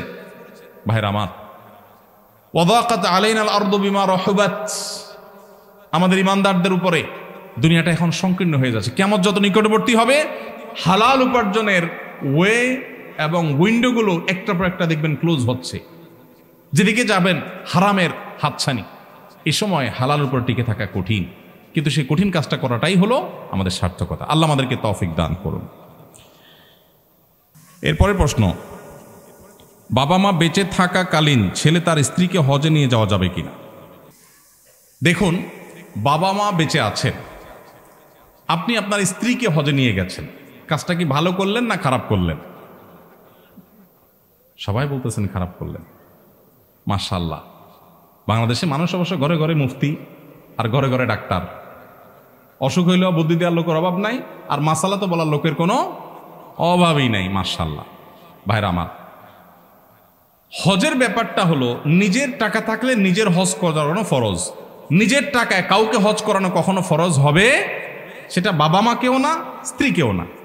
এখন যদি নফল হজ করানোর ব্যাপার আসে, প্রসঙ্গ আসে, অবশ্যই আপনাকে আল্লাহ টাকা দিয়েছেন একজনকে নফল হজ করানোর, তো আপনি কাকে প্রায়োরিটি দিবেন? তার উত্তর হলো অবশ্যই আপনি স্ত্রীর উপরে বাবা মাকে প্রায়োরিটি দিবেন। তাহলে উত্তরটা একটু ক্লিয়ার করে বলতে হবে। আপনার নিজের উপরে যদি হজ ফরজ হয় তাহলে আগে নিজের হজ করতে হবে। আমাদের দেশে বউয়েরই হজ করানো তো বহুত পরের কথা। অনেক ছেলে বাপ মারে হজ করানোর আগে নিজে হজ করলে গ্রামের মানুষ সমালোচনা করে, কত খারাপ ছেলে, বাপ মারে হজ না করে নিজে হজ করছে। এই সমালোচনা কি যৌক্তিক না অযৌক্তিক? কেন অযৌক্তিক? কারণ হজ যার টাকা থাকে তার উপরে ফরজ হয়। ছেলের টাকা হয়েছে ছেলের উপরে ফরজ, বাপ মার টাকা নেই তাদের উপরে ফরজ না। এটা রেসপেক্টের বিষয় না, এটা ফরজ আদায়ের বিষয়, অতএব ফরজ আদায় করতে হবে। কিন্তু ছেলেরাও অনেক সময় নিজে হজ করতে চায় না, বলে যে এত সকাল হজ করে ফেললে আরও তো জীবন বাকি রয়েছে, জোয়ান বয়সে হজ করে ফেললে শুনছি যে হজ করলে আর কোনো আকাম কুকাম করা যায় না, তো এত তাড়াতাড়ি হজ করে ফেললে কেমনে হবে, এখনো তো অনেক কিছু বাকি। আমি বলি, এখানে ওলামা একরাম আছেন, আমার ভুল হলে বলবেন, আমি কোরআন হাদিসে কোথাও কোনো ফেকার কিতাবে মাসালার কিতাবে এটা পাই নাই যে হজ করলে আর কোনো আকাম করা যাবে না। এ কথা কোনো কিতাবে লেখা নেই। কে বলছে হজ করলে আকাম করা যাবে না? আকাম হজ করলেও করা যাবে না, হজ না করলেও করা যাবে না, ওইটার সাথে হজের কোনো সম্পর্ক নাই। আমাদের দেশ থেকে সব বুড়া মানুষ হজ করতে যায় আর সব হারাহারি করে, এদিকে হারায় ওইদিকে যায়। আপনি ইন্দোনেশিয়ান, মালয়েশিয়ার, অন্যান্য দেশ থেকে সব ইয়াং বয়সে হজ করতে যায়, ওরা হারায় না। আমাদের দেশে সব হারায়। মিনাতে অনেক বছর আগের কথা, মানে 10-12 বছর আগের কথা, এক হাজি সাহেব দেখি যে শুয়ে আছে। তখন এখনকার মতো এত সুশৃঙ্খল ছিল না, পুলিশের এত অ্যাক্টিভিটিস ছিল না। তো আমি মিনার দিকে আসলাম মুজদালেফা থেকে, আরাফাত থেকে মুজদালেফা রাতে যাপন করে আসছিলাম। তো ওই মুরব্বীকে দেখলাম যে একা একা শুয়ে আছে, সবাই ওইদিকে যাচ্ছে। মুরব্বীর শোয়ার স্টাইল বলতেছে উনি গত 1-2 দিন থেকে এই জায়গায় আছেন, মানে লম্বা ঘুম, এবং তার গলায় প্লাগ আছে বাংলাদেশের পতাকা। দেখেছিলাম আমার দেশি মানুষ। বৈশা ভালোর জন্য জিজ্ঞেস করলাম, বাবাজি আপনি কি আরাফাতে যান নাই, মুজদালেফা যান নাই? কয় না, আমি 2 দিন ধরে এখানে আছি বাবা। তোমাকে বলেন কি, সবাই তো চলে গেছে, আপনি যান নাই? কোন আমি যাই নাই, এখানে আছি, তো হজের এলাকা। তো আমি বললাম হজ হয় নাই তো, আরাফাতে না গেলে তো হজই হবে না, ওটা ফরজ। আমার উনি ধমক দিয়া বললেন, তোমার মাথা, হজ করার নিয়ত করে আসছি, হজ হবে না, কে বলছে তোমার? আমি আর কথা না বাড়ায় দেখলাম যে যান বাজায় চলে যায়। তো বুড়া বয়সে হজ করতে গিয়ে অনেকে উল্টাপাল্টা করেন। তো জোয়ান বয়সে হজ করবেন, যাদের ফরজ হয়েছে বাবা মাকে নিয়ে করাতে পারলে আলহামদুলিল্লাহ, কিন্তু না করাতে পারলে নিজের হজ করবেন। বাবা মারা মুরব্বীরা যারা আছেন উল্টাপাল্টা বদদোয়া দিবেন না, ভুল বুঝবেন না যে ছেলে নিজে হজ করলো আমারই করার না। তার উপরে ফরজ হয়েছে, সে করবে। তার যদি আল্লাহ টাকা বেশি দেয় তো নিজেও করবে, বাপ মাকেও নিয়ে যাবে, সেটা ভিন্ন কথা। কিন্তু না থাকলে তারটা আগে করতে হবে, যেহেতু তারটা ফরজ হয়েছে। আপনার টাকা নিয়ে আপনার উপর ফরজ না, এটা রেসপেক্টের বিষয় না। মেয়েরা বাপের বাড়ির জমি বিক্রয় করলে হজ করা কি ফরজ? বাপের বাড়ির জমি বিক্রি করলে মেয়েদের উপর হজ ফরজ কিনা বলেন, উত্তর দেন। মুফতি তো আপনারা সবাই একটু আগে তো দিলেন, এখন আর দিবেন না। দেখুন, বাবার বাড়ির জমি বিক্রি করে সম্পদের ভাগ পাইছেন কোনো মেয়ে, যদি সেই টাকা দিয়ে তিনি হজ করতে পারেন, মেয়েদের হজ ফরজ হওয়ার জন্য 2 জনের হজের টাকা থাকা লাগে, নিজের এবং মাহরামের। তার মানে এখন বর্তমান বাজার অনুযায়ী যদি 6 লাখ টাকা লাগে হজ করতে, তাহলে 12 লাখ টাকার মালিক হলে হজ ফরজ হয়। এখন যদি বাবার বাড়ি থেকে যেই জমি পাইছেন ওইটার ভ্যালু 12 লাখ হয়, তাহলে আপনার উপর হজ ফরজ। কথা কি বুঝাতে পারছি? এখন বলবেন জমি বিক্রি করে হজ করবে? হ্যাঁ, জমি বিক্রি করে হজ করবে ওই ব্যক্তি যে জমির ইনকামের উপরে ডিপেন্ডেন্ট না, যার জমির ফসল দিয়া তার 12 মাস চলে, সংসার চলে, তার জন্য জমি বিক্রি করে হজ করা ফরজ না। কিন্তু যার জমিটা ফসলি জমি না বা এটার উপর তিনি ডিপেন্ডেন্ট না, তাহলে সেক্ষেত্রে এটা বিক্রি করেও হজ করার মতো সামর্থ্য হলে তিনি হজ করবেন। অতএব কোনো বোন, তিনি কি বাবার বাড়ির সম্পদ পেয়ে ধনী হয়েছেন, নাকি স্বামীর মোহর পেয়ে ধনী হয়েছেন, নাকি বিভিন্ন বন্ধু বান্ধব আত্মীয় স্বজনের গিফট পেয়ে ধনী হয়েছেন, ছেলেদের টাকা দিয়ে ধনী হয়েছেন, ডাজ নট ম্যাটার। দেখার বিষয় হলো হজ করার টাকা হয়েছে কিনা, হয়েছে তারপর হজ ফরজ। বোঝাতে পারছি? আমার বাবা কালীগঞ্জ উপজেলায় আমার বাসার পাশে মোবারকগঞ্জ সুগার মিল অবস্থিত। আমরা বিকালে সুগার মিলের ভিতরে গেলে আখ আর চিনি খাই, এতে সুগার মিলের লোকেরা আমাদের কিছুই বলে না। আমার প্রশ্ন, এই যে ফাও আখ আর চিনি খায়, এটা আমাদের জন্য জায়েজ হবে কিনা? ফাও খাচ্ছেন, আবার সেটা জায়েজ হোক সে মাসালাও চাচ্ছেন। শুনেন, কারোর খেতে আখ খেতে ঢুকে একটা আখ ভেঙে খেয়ে ফেললেন চুরি করে, অনুমতি ছাড়া। কারোর দোকানে দোকানদার আর দিকে তাকাইছে, এক মুঠ চিনি নিয়ে দৌড় দিলেন, চিনি খেয়ে ফেললেন চুরি করে। এতে আপনার আমল নামাতে যে গুনাহ লেখা হবে এই মোবারকগঞ্জ সুগার মিলের আখ এবং চিনি চুরি করলে তার চেয়ে বহুগুণ বেশি গুনাহ হবে। কেন? কারণ এই আখ ক্ষেতের আখ একজনের হক, ওই দোকানদারের চিনি দোকানদারের হক, ওই সুগার মিলের চিনি বা সুগার মিলের যে আখ এটা একজনের হক না, এটা অনেকের হক। ঠিক না ঠিক? এজন্য যারা সরকারি চাকরি করে 2 নম্বর পথে উপার্জন করেন, যারা সরকারি মাল রাষ্ট্রের সম্পদ তসরুপ করেন, কিয়ামতের ময়দানে তাদের অবস্থা হবে ভয়াবহ। তাদের অবস্থা হবে ভয়াবহ। কারণ 18 কোটি 20 কোটি মানুষ যদি দেশে থাকে, এই 18 কোটি 20 কোটি মানুষ ওই সম্পদের হকদার। এই 18 কোটি 20 কোটি মানুষ বিবাদী হয়ে কিয়ামতের দিন বাদী হয়ে মামলা করবে আল্লাহর কাছে। তখন তাদের সাথে মামলায় আপনাকে লড়তে হবে। জঘন্য ব্যাপার। রাষ্ট্রের সম্পদ তসরুপ করা চারটিখানি বিষয় না, ন্যূনতম আল্লাহর ভয় থাকলে কোনোদিন মানুষের কাজ করতে পারে না। এজন্য ভাই, আপনি প্রশ্নটা কি ফান করে দিলেন কিনা আমি বুঝলাম না, কিন্তু আল্লাহর ভয় যদি থাকে আপনাকে পরিহার করতে হবে। এখন আপনি বলতে কিছু বলে না, মিলের লোকজন কিছু বলে না, এর মানে এটা আপনার জন্য হালাল না।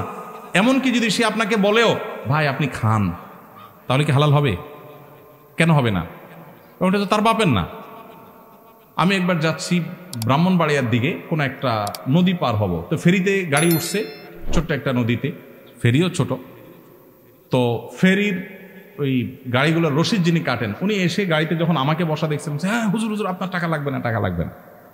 আমি বললাম ভাই খুব খুশি হলাম, মাশাআল্লাহ আপনি আমার টাকা নেবেন না, তো আপনি রশিদটা কেটে রশিদটা আমার দিয়ে দেন, আপনার পকেট থেকে টাকা দিবেন, আপনি আমার ভক্ত, খুশি হয়েছেন, আমিও খুশি হই। আপনি ফেরির ভাড়াটা দিয়া রশিদটা আমাকে দিয়ে দেন, কারণ এই ফেরির মালিক তো আপনি না, আপনাকে ভাড়া কালেকশন করতে দেওয়া হয়েছে। আপনি আপনার পছন্দের হুজুর দেখা তাতে ভাড়া নিলেন না, মালিক কি আপনাকে অনুমতি দিচ্ছে? যদি দিয়ে থাকে 100 বার আমিও হাদিয়া গ্রহণ করবো, আর যদি না দিয়ে থাকে তাহলে আপনার এই রাইট নেই যে মালিকের জিনিস আপনি দিয়ে দিবেন। অনেকে আছে হোটেলে খাইতে গেলে নিয়মিত যদি হোটেলে যায়, বিশেষ করে ছাত্ররা এই কামটা বেশি করে, মেসিয়ারের সাথে একটা বাইল করে ফেলায়, বকশিস বাড়ায় দেয়, এরপর দেখা যায় ঝোল 2বার জায়গায় 4বার নেয়।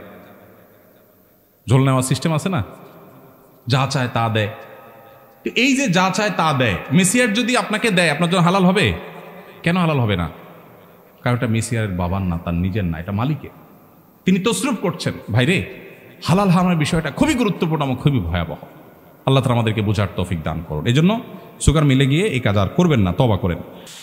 এরপরে প্রশ্ন হলো, মানুষ যখন মানসিকভাবে অনেক বিষণ্ণ হয়ে পড়ে তখন প্রফেশনাল সাইকোলজিস্টের কাছে কাউন্সিলিং করানোর জন্য যায়, এতে ইসলামে কোনো বিধিনিষেধ আছে কিনা, থাকলে কি ধরনের? ভাইরা আমার, ঘরে ঘরে মানুষের মধ্যে ডিপ্রেশন এটা ঝেঁকে বসছে। আপনারা জানেন পশ্চিমা পৃথিবীতে, ইউরোপ আমেরিকাতে, পৃথিবীর উন্নত দেশগুলোতে ডিপ্রেশন, বিষণ্ণতা এটা বাচ্চাদেরকে পর্যন্ত গ্রাস করছে। ঘরে ঘরে মানুষ আত্মহত্যা করছে, ঘরে ঘরে মানুষ শেষ হয়ে যাচ্ছে। এই অবস্থা থেকে উত্তরণের জন্য কাউন্সিলিংয়ের এই ব্যবস্থা করা শরীয়তের দৃষ্টিকোণ থেকে নিষিদ্ধ কিছু না।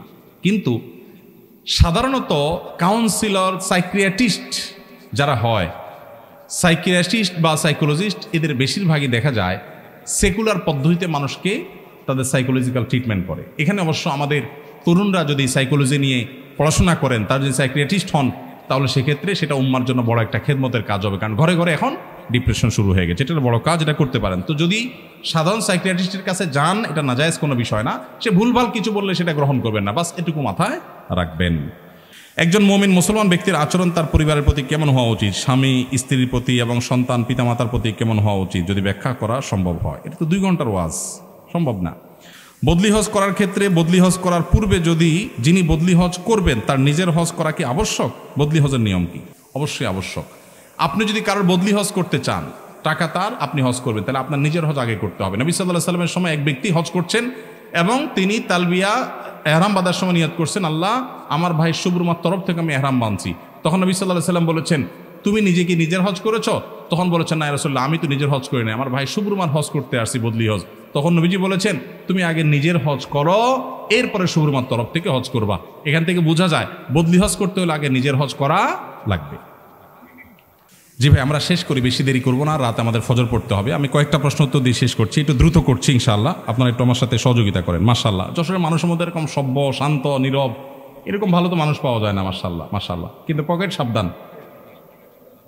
পকেট সাবধান, মোবাইল সাবধান, খবরদার। জি ভাই, বিসমিল্লাহ। আমি একজন বিবাহিত সরকারি চাকরিজীবী নারী। আমার মা জীবিত নাই এবং বাবা অসুস্থ, বিধায় স্বামী ও ছেলেকে নিয়ে বাবার বাড়িতে থেকে বাবাকে দেখাশোনা করতে হয়। স্বামী চাকরিজীবী এবং ছেলে শিক্ষার্থী। এখন আমার প্রশ্ন হচ্ছে, একজন মুসলিম নারী হিসাবে আমার বাবা চাকুরি, স্বামী / ছেলে, কার দায়িত্বকে প্রাধান্য দিতে হবে বা দায়িত্ব কর্মানুসার কি হবে এবং কিভাবে আমি আমার উপর তাদের হক ঠিক মতো আদায় করব? ভাইরা আমার, খুব গুরুত্বপূর্ণ প্রশ্ন। একজন মেয়ের উপরে, তিনি চাকরি করছেন, অফিসের হক আছে, আবার বাবা মা বেঁচে থাকলে তাদেরও হক আছে, আবার স্বামীরও হক আছে, ছেলে মেয়ের হক আছে। তিনি কোনটাকে অগ্রাধিকার দিবেন? উত্তর হলো, তিনি স্বামীর সংসার, স্বামীর হক আদায়, এটাকে অগ্রাধিকার দিবেন। আর বাবা মার জন্য ফিনান্সিয়ালি, অর্থনৈতিকভাবে যদি তাদের সাপোর্ট দেওয়া লাগে এবং তার যদি সে সক্ষমতা থাকে, তাহলে সেটাও তাকে করতে হবে। কিন্তু শারীরিক খেদমত বাবা মার করা জরুরি না। অ্যাট এ টাইম একজন মানুষের উপর দুজনে খেদমত করা জরুরি হতে পারে না। এই জন্য মেয়েদের জন্য বিবাহের পরে স্বামীর খেদমত করা, স্বামীর সেবা করা, স্বামীর হক আদায় করা তার জন্য বেশি জরুরি। এবং এর পাশাপাশি তিনি যদি চাকরি করতে পারেন শরিয়া মেনটেন করে, পর্দা মেনটেন করে, বহু যদির পর সেটা জায়েজ হতে পারে যদি তার মূলটা ঠিক রেখে করতে পারেন। অনেক বোনরা আছেন টাকার কামাই করার মজা পেয়ে গেছেন, তারা এটাতে লেগে গেছেন, কিসের স্বামীর হক, কিসের সন্তানের হক। আবার অনেকে ওয়াজ নসিহত করার মজা পেয়ে গেছেন মহিলাদের মধ্যে। এক ধরনের তবলিগ বাইর হয়েছে, স্বামী নাই, অভিভাবক নাই, এক জেলাতে আরেক জায়গায় তবলিগ করতে চলে যাচ্ছে, আছে না নাই? এটার নাম কি তালিম বা নাম জানে? চারসাথী তালিম, আরো কি কি। এগুলা পরিষ্কার হারাম কাজ এবং শরিয়া বিরোধী কাজ। দেখতে ভালো মনে হচ্ছে কিন্তু নাজায়েজ কাজ। আল্লাহ আমাদেরকে হেদায়েত দান করুন। কোনো মহিলার স্বামী মারা গেলে তার স্ত্রীর কি কোনো বাধ্যতামূলক আমল আছে? কোনো নারীর স্বামী মারা গেলে, স্বামী পরিত্যক্তা হলে তাকে ইদ্যত পালন করতে হয়। ইদ্যত হলো 4 মাস 10 দিন পর্যন্ত তিনি কোথাও বিবাহ বন্ধনে আবদ্ধ হবেন না। নাম্বার 2, যেই বাড়িতে থাকা অবস্থায় স্বামী মারা গেছে, সুযোগ থাকলে সে বাড়িতে 4 মাস 10 দিন অবস্থান করবেন। বাড়িতে থাকার মানে ঘরের ভিতর ঢুকে থাকা না, ওই বাড়ির চৌহদ্দির মধ্যে থাকবেন। অন্য কোথাও যেতে হলে, একান্ত প্রয়োজন হলে, ডাক্তার দেখানোর জন্য যেতে হয়েছে, অসুস্থ হয়েছেন, যেতে পারবেন। এছাড়া তিনি বের হবেন না, ওখানে থাকবেন। এটা তার শোক পালনের অংশ। এবং এই 4 মাস 10 দিন ওই জায়গায় যদি থাকা অসম্ভব হয়, তাহলে যেখানে থাকা নিরাপদ হবে সেই জায়গা গিয়ে 4 মাস 10 দিন বা বাকি দিনগুলো তিনি পুরা করবেন। বাহিরে যাবেন না একান্ত প্রয়োজন ছাড়া। নাম্বার 3, সাজগোজ করবেন না। সাজগোজ করা বলতে অতিরিক্ত সাজগোজ, বেসিক যে কাজগুলো মানুষ করতে হয়, তেল মাখতে হয় বা অন্যান্য কাজগুলো সুস্থ থাকার প্রয়োজনে বা নিজের স্বাস্থ্যের প্রয়োজনে যদি করতে হয়, সেগুলো ভিন্ন বিষয়। সাজগোজ বলতে যা বোঝানো সেগুলো করবেন না। অলংকার ইত্যাদি পরবেন না। অর্থাৎ সাজগোজের উদ্দেশ্যে যে অলংকার পরা হয়, ঘুরতে যাওয়া হয়, এরকম অলংকার ইত্যাদি পরবেন না। তো এই কাজগুলো 4 মাস 10 দিন না করা স্বামী যাদের মারা গেছে সেই স্ত্রীদের জন্য কর্তব্য, এটা তাদের জন্য ওয়াজিব। আমরা যদি কেউ ফাজলামি করে কাউকে কবুল বলি, তাহলে কি বিয়ে হয়ে যাবে? স্কুল কলেজে ছেলেফেলেরা অনেক সময় দুষ্টম করে কাজ করেন। দেখুন, ফালাফুন জিদ্দুহুন্না জিদ্দুন ওয়া হাজলুহুন্না জিদ্দুন। নবী সাল্লাল্লাহু আলাইহি ওয়াসাল্লাম বলেছেন 3টা কাজ হাসতে হাসতে করলে যা হবে, সিরিয়াসলি করলেও তা হবে। এর ভিতরে একটা হলো বিয়ে। যদি 2 জন সাক্ষীর উপস্থিতিতে, অ্যাডাল্ট 2 জন সাক্ষীর উপস্থিতিতে এই কাম করে থাকেন, উভয়ে হাসাহাসি করেছেন, আর নিজেরা শিশু না হন, আপনারাও অ্যাডাল্ট হন, তাহলে হানাফি মাযহাবের মাসআলা অনুযায়ী বিয়ে হয়ে যাবে। বলবেন হুজুর মোহরটা ঠিক হয়ে নাই। মোহর অটোমেটিক সেট হয়ে যাবে, কিন্তু বিয়ে হয়ে যাবে। খুব জটিল। এখন অনেক সময় আমরা ফাজলামি করি। এখন কেউ নাটক সিনেমাতে অভিনয় করার জন্য করছে, সেটাও যদি 2 জন সাক্ষীর সামনে করে, ওই ব্যাকল জানে না যদি আবিয়াত্ত হয়ে থাকে বিয়ে হয়ে যাবে, আর যদি বিবাহিত হয় তাহলে তার কোনো উপায় নেই। তো শরীয়তের এই মাসালাগুলো নিয়ে তামাশা করা যাবে না, এগুলো সিরিয়াস ইস্যু। আমার 2 বছর বয়সী পুত্র সন্তান সারা রাত একটুও ঘুমায় না, খুব কান্নাকাটি করে। বাড়িতে সবাই অসুস্থ হয়ে পড়ছি না ঘুমিয়ে। এখন করণীয় কি? ভালো কোনো রাকি শরণাপন্ন হবেন। আমার অফিসে রুকিয়ার জন্য শত শত মানুষের সিরিয়াল। আমি বারবার করে বলি, ভাই আমি কোনো রাকি না, রুকিয়া করা আমার কাজ না। আমার নিজের রুকিয়ার জন্য আমি অন্য রাকিদের সহযোগিতা নেই। আপনি সোশ্যাল মিডিয়াতে রুকিয়া সাপোর্ট গ্রুপ সার্চ করলে অনেক লোক পাবেন যারা ভালো ভালো রুকিয়া করেন, কোরআন হাদিস থেকে রুকিয়া করেন, কোনো শিরকি কাজ, ভুয়া কাজ করেন না। জাস্ট এটুকু নিশ্চিত হয়ে যে কোনো রাকির শরণাপন্ন হবেন। একেবারে সবচেয়ে সহজ যেটা, অনেক বই আজকাল বের হয়েছে, সেলফ রুকিয়া, নিজে নিজে রুকিয়া করবেন কীভাবে। শুধু কোরআন কারিমে আয়াত পড়ে পড়ে, আয়াতে শেফা পড়ে পড়ে আপনি চিকিৎসা গ্রহণ করতে পারেন। সায়েন্সের এই যুগে এখানে অনেক সায়েন্সের ছাত্র আছেন, আপনাদের কাছে মনে হতে পারে যে ভাই কোরআন আয়াত পড়বো আর ট্রিটমেন্ট হয়ে যাবে। হ্যাঁ, কোরআন আয়াত পড়বেন আর ট্রিটমেন্ট হবে। বলে তাহলে হসপিটালের দরকারটা কি? নবী করিম সাল্লাল্লাহু আলাইহি সাল্লাম মানুষ অসুখ হলে তাকে চিকিৎসা গ্রহণ করতে বলেছেন, নির্দেশ করেছেন যে তোমরা চিকিৎসা গ্রহণ করো। এট এ টাইম একজন মুসলমান তিনি আল্লাহর কাছে দোয়াও করবেন। এই রুকিয়াটা হলো পার্ট অফ দোয়া। আপনি দুইটাই সমান্তরালভাবে করবেন। এবং বিশেষ করে এই যে রুগীর কথা বললেন, বাচ্চা কাঁদে অস্বাভাবিক, এটার জন্য যদি আপনি মিরাকল দেখতে চান, আপনি সুন্নাহসম্মত রুকিয়াতে আপনি যান। আমি আপনাকে আল্লাহর উপর ভরসা করে বলতে পারি আপনি আল্লাহর কুদরত দেখতে পাবেন। আমার জীবনে বহুবার দেখার সুযোগ হয়েছে যে কোরআনে কারিম কিভাবে মিরাকলের মতো কাজ করে। এজন্য বাচ্চারা অস্বাভাবিক কান্নাকাটি করছে, অস্বাভাবিক কিছু করছে, মনে হচ্ছে যেটা মেডিকেল সায়েন্স রিলেটেড কিছু না, অস্বাভাবিক, তাহলে বুঝতে হবে যেটা রুকিয়া রিলেটেড ইস্যু। আপনি কোরআন তেলাওয়াত শুরু করে দেন। সূরা বাকারা হলো কমন রুকিয়া। নবী সাল্লাল্লাহু আলাইহি সাল্লাম বলেছেন সূরা বাকারা এইটার তেলাওয়াত যদি আপনি কোনো বাসায় করেন, তাহলে সে বাসায় এই যে জাদু বা এই জাতীয় সমস্যা যদি থাকে, আল্লাহ তাআলা এটা থেকে মুক্ত করবেন এবং শয়তান ওখানে থাকতে পারেন। এই জন্য সূরা বাকারা তেলাওয়াত করবেন। তেলাওয়াত করতে পারেন না, অডিও চালাই দিবেন, এটা শুনবেন মনোযোগ দিয়ে। ইনশাআল্লাহ দেখবেন এই জাতীয় বিষয়গুলো ট্রিটমেন্ট হয়েছে। আর সবচেয়ে ভালো হয় ভালো কোনো রাখি শরণাপন্ন হবেন, ইনশাআল্লাহ ঠিক হবে। আমি একজন বেকার যুবক, অনার্স দ্বিতীয় বর্ষে পড়ি। আমার মা আমাকে এখনই বিয়ে দিতে চায়, কিন্তু আমি নিজে উপার্জন অক্ষম না হয়ে সংসারে জড়াতে চাই না। এখন আমি কি করব? মানসিক চাপে আছে। কি কপাল পড়া ছেলে, চিন্তা করেন।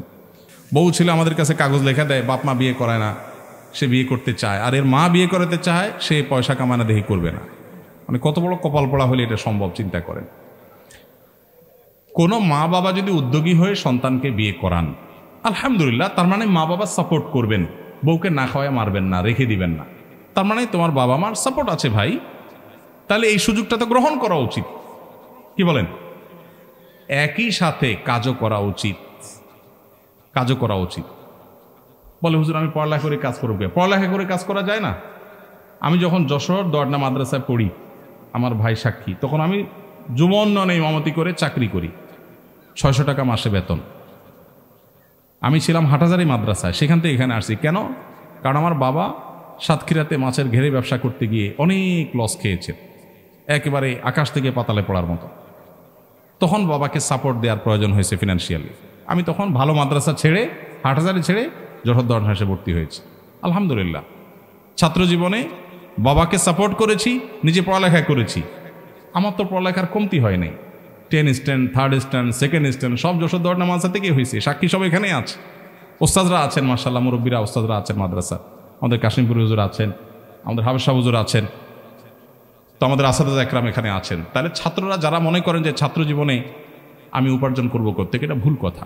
চেষ্টা করলেই সম্ভব। আমরা এখন অবশ্য ঢাকাতে আসুন্নাহ ফাউন্ডেশন থেকে আমাদের ইউনিভার্সিটি স্টুডেন্টদের জন্য আমরা নানামুখী উদ্যোগ গ্রহণ করছি। আপনি চাইলেই হাতের কাছে স্ত্রীর ডাল ভাতের টাকা জোগাড় করার জন্য হিম্মত করলে একজন যুবক অনেক কিছু করতে পারে পড়াশোনার পাশাপাশি। বিধায় আপনি হীনমন্য না হয়ে এই অফারটা গ্রহণ করে ফেলবেন এবং হালাল উপার্জন করার চেষ্টা করবেন। বাবা মাদের সাপোর্ট করে, আলহামদুলিল্লাহ, আর কোনো কথাই নেই। কোনো ব্যক্তি খুন হলে ওই ব্যক্তির গোপনে থাকা ঋণ যদি পরিবার না জানে, তাহলে ওই ঋণের হুকুম কি হবে? এটা কি খুনির উপর বর্তাবে? কেউ কাউকে খুন করেছে, আল্লাহ মাফ করুক, যদি এটা হয় তাহলে যিনি খুন হয়েছেন, নিহত হয়েছেন, তার ঋণ থাকলে ওই ঋণ তার উপরেই বর্তাবে। খুনি খুন করে অপরাধী হয়েছে সেটা ভিন্ন বিষয়, কিন্তু ঋণ তার উপরে বর্তাবে। কেন? কারণ তিনি ঋণগ্রস্ত হলে তার কর্তব্য ছিল লিখে যাওয়া ওসিয়ত করা। নবী সাল্লাল্লাহু আলাইহি ওয়াসাল্লাম বলেছেন, কারো কোনো ওসিয়ত করার কিছু থাকলে সেজন্য রাতে না ঘুমায় ওসিয়ত লেখা রাখ পর্যন্ত। ভাইরা আমার, এই জন্য লিখে রাখবেন, নোট মেনটেন করবেন। লোন করেছেন, আপনার নোটবুকে ডায়েরিতে লেখা থাকবে। আপনার মারা গেলে, মৌত হয়ে গেলে পরিবার লোকরা অন্তত জানতে পারবে যে তার লোন ছিল, মাপ চাবে, দেওয়ার ব্যবস্থা করবে, কিছু একটা করবে। আপনি গোপন রেখেছেন, কাউকে জানান নাই, এটা গুনাহের কথা, এটা উচিত হয় নাই। কিন্তু নিহত হয়ে মারা গেছেন তিনি, ওমান কতিলা দুনা দামিহি ফাহুয়া শাহীদ, আশা করা যায় আল্লাহর কাছে তিনি শাহাদাতের মর্যাদা পাবেন যদি ইমানদার হয়ে থাকেন। কিন্তু তার ঋণ পরিশোধের দায় তাকে নিতেই হবে। এটা খুব ভয়াবহ ব্যাপার। নবী সাল্লাল্লাহু আলাইহি ওয়াসাল্লাম ঋণ করে যারা মারা যেত তাদের জানাজা তিনি পড়তেন না, অন্যদেরকে পড়তে বলতেন। কেন? এটা শিক্ষা দেওয়ার জন্য যে মানুষের ঋণ যেন পরিশোধ করতে কেউ সিরিয়াসনেসের অভাব না থাকে। জাকাত দিলে কি লাভ, না দিলে কি লাভ, না দিলে কি ক্ষতি? জাকাত দিলে লাভ হলো সম্পদে আল্লাহ তাআলা বারাকা দিবেন, সম্পদের সেফটি হবে, সম্পদ পবিত্র হবে। জাকাত শব্দের অর্থই পবিত্র করা। আর না দিলে কি হবে? সম্পদ অপবিত্র হবে। কিয়ামতের ময়দানে আল্লাহ তাআলা শাস্তি দিবেন। কি শাস্তি দিবেন? কোরআনে আল্লাহ বলেছেন, ইয়াউমা ইউহমা আলাইহা ফি নারি জাহান্নাম ফাতাকুয়া বিহা জিবাহুহুম ওয়া জুনুবুহুম ওয়া যুহুরুহুম হাযা মা কানাসতুম লিআনফুসিকুম ফাদুকু মা কুনতুম তাকনিজুন। যারা যাকাত দেয়নি, সম্পদ জমা করে রেখেছে, আল্লাহ বলেছেন আল্লাযীনা ইয়াকনিজুনা আয-যাহাবা ওয়াল ফিদ্দা ওয়া লা ইউনফিকুনাহা ফি সাবিলিল্লাহ।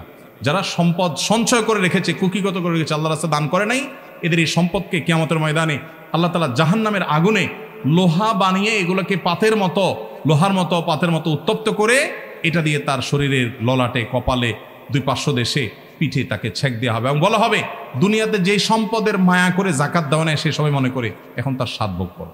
আল্লাহ তাআলা আমাদেরকে হেফাজত থাকার তৌফিক দান করুন। এই জন্য ভাই, এই বিষয়ে আমাদের খুব বেশি আল্লাহকে ভয় করতে হবে, জাকাত দিতে হবে। বেশিরভাগ লোক হিসাব করে জাকাত দেন নাই। জাকাত দিতে কিন্তু বেশি টাকা লাগে না, মাত্র 595 গ্রাম রূপার মালিক হলে জাকাত হয়। 595 গ্রামের রূপার এই মুহূর্তের বাজার দর কত আমি জানি না, তবে আনুমানিক 70 থেকে 80 হাজার প্লাস মাইনাস এর কাছাকাছি। তো এই টাকা 1 বছর থাকলে জাকাত ফরজ হয়। অনেক রিকশাওয়ালা ভাই আছেন এই টাকা জমায় ফেলছেন এবং জমানো আছে, তাদের উপর জাকাত ফরজ। হিসাব করলে বেশিরভাগ মানুষের উপর জাকাত ফরজ হয়ে যায়, এই জন্য জাকাত দিতে হবে। কোরআন মাজিদ আল্লাহর বাণী, যা অবশ্য পালনীয়। কোরআন মাজিদ কি পাঠ করার ক্ষেত্রে সর্বদা সুর করে পাঠ করা জরুরি? কোরআনে কারিমের তেলাওয়াতে সুন্দর কণ্ঠে তেলাওয়াত করা জরুরি। নবী সাল্লাল্লাহু আলাইহি সাল্লাম বলেছেন, মাল্লাম ইয়াতাগান্না বিল কুরআন লাইসা মিন্না মাল্লাম ইয়াতাগান্না বিল কুরআন। যে ব্যক্তি কোরআনকে সুন্দর কণ্ঠে পাঠ করে না, করার চেষ্টা করে না, সে আমার উম্মত না। তিনি আরেক হাদিসে বলেছেন, যায়িনুল কুরআন বি আসওয়াতিকুম, তোমরা কোরআনকে তোমাদের কণ্ঠ দিয়ে সুন্দর করো। এই জন্য যার যতটা সৌন্দর্য আছে কণ্ঠে, তিনি তা দিয়ে সুন্দর করার চেষ্টা করবেন। জরুরি না সবাইকে সর্বোচ্চ কণ্ঠে সুন্দর কণ্ঠে তেলাওয়াত করতে হবে, আপনার যতটুকু আছে ততটুকু দিয়ে তেলাওয়াত করার চেষ্টা করবেন। তবে সুন্দর কণ্ঠে তেলাওয়াত করা এটা কোরআনে নির্দিষ্ট। কারো কণ্ঠে সৌন্দর্য নাই, অসুবিধা নাই, তার যা আছে তা দিয়ে তেলাওয়াত করবেন, চেষ্টাটা অন্তত করবেন, এটা সুন্নাহ। মা বাবার অবাধ্য সন্তানদের জন্য মা বাবার করণীয় কি? অবাধ্য সন্তানকে বাধ্য করা এটা কঠিন একটা কাজ। দোয়া করবেন, চেষ্টা করবেন। ভালো কিছু বই আছে, সমকালীন প্রকাশনী থেকে একটা বই ছাপাইছে, মা মা মা বাবা। এই বইটার শরীর সম্পাদন আমি করেছিলাম, অসম্ভব ভালো একটা বই। আমার কাছে প্রচুর বই থাকে, এই বইটা আমি কিনি সবসময় গিফট করার জন্য যুবকদেরকে। তো এই ছেলে মেয়েদেরকে যদি এই বইগুলো পড়ানো যায় তাহলে এটা খুব ভালো একটা মোটিভেশন হয়। এই বই থেকে আল্লাহর ভয় দেখানো যেতে পারে, সভ্য ভালো বাবা মার প্রতি সদাচরণকারী সন্তানদের সাথে সন্তান উঠা বসার সুযোগ করা যেতে পারে। পশ্চিমা সংস্কৃতি আমাদের সন্তানদের বেয়াদব করে দিয়েছে, আমাদের ইসলামী শিক্ষা, মোরাল শিক্ষার অভাব আমাদেরকে শেষ করে দিয়েছে। তো ওই জায়গাটাতে ফোকাস দিতে হবে এবং আল্লাহর কাছে চোখের পানি ফেলতে হবে। আর সবচেয়ে বড় কাজ হলো মা বাবা বাচ্চাকে শৈশব থেকে আদব লেহাজ শিখাইতে হবে।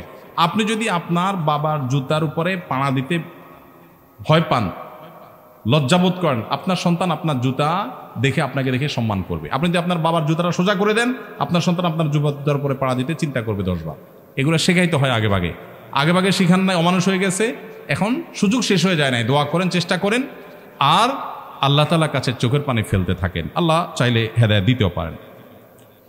সরকারি ব্যাংকে টাকা রেখে লাভ গ্রহণ করা যাবে কিনা? সরকারি আর বেসরকারি বলে কোনো কথা নাই। সুদী ব্যাংকে টাকা রেখে তার লাভ গ্রহণ করতে পারবেন না, সেটা হারাম হবে।